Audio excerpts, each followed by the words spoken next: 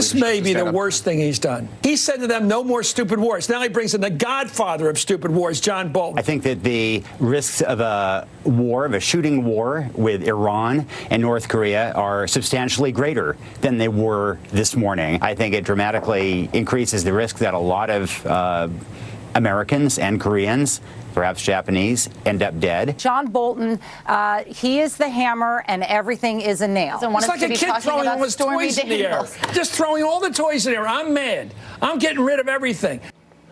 The media wasn't happy about President Trump's appointment of John Bolton to National Security Advisor. Now they're complaining about Dr. Ronny Jackson's appointment to head up the Veterans Affairs. Listen. The president insists Dr. Ronny Jackson is, quote, highly trained and qualified, but he has no real management experience. He knows him. He likes him. He travels with him. Since when does that equate with run 377,000 people? He has no management experience. Ronny Jackson's lack of management experience is raising concerns. Someone who has absolutely no qualifications for the job. The president insists is highly trained and qualified, despite the fact he has no real managerial experience. The questions now transition to whether Jackson has the qualifications to run the federal bureaucracy of the VA. Joining me now is Trump 2020 Advisory Board member Steve Rogers.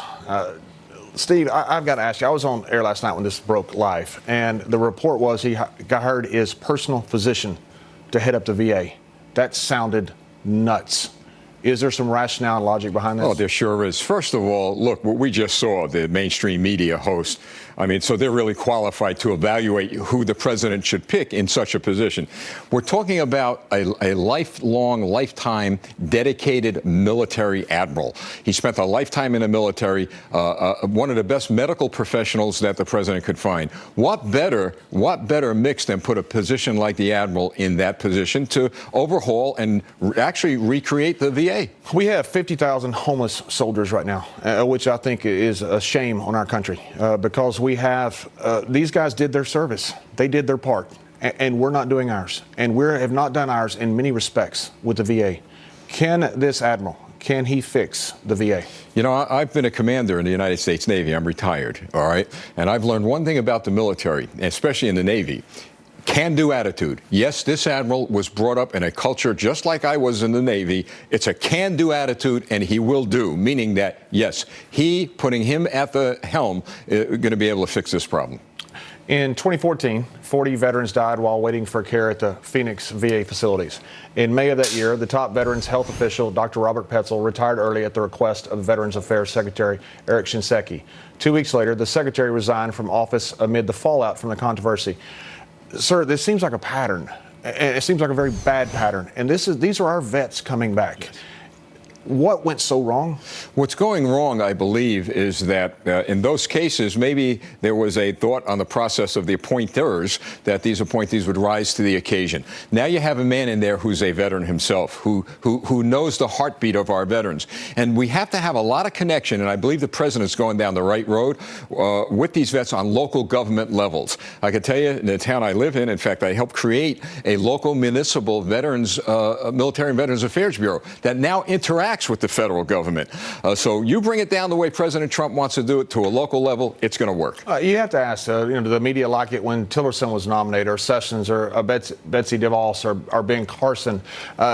You got to wonder if they're going to be happy with anything. But these picks, a lot of them, and the turnover, does that bother you? Because on the outside looking in, it looks like it's chaos, and it looks like it's in disarray. I could tell you there's no chaos. It's not in disarray. The president is, I'm sure, evaluating personnel that he appoints as he moves along. But you're right. Look, the mainstream media, they're crybabies. They just will never be happy with the President Donald Trump as president of the United States. But you know who's happy? The American people. I got more money in my paycheck. I mean, why can't you be happy? The military's strong. He's bringing back pride and patriotism like we haven't seen in 8 years. The economy is doing great, and I think that's how people are going to vote. And I think that's the key to the midterm elections, even though the trend is against incumbents for midterm specifically. But I think that's going to be what defines whether this president gets reelected. The American people wake up every morning. You know what they're concerned about? Not what they hear on mainstream media, but they think about the quality of life, the education of their children, a strong, tough America you could be proud in.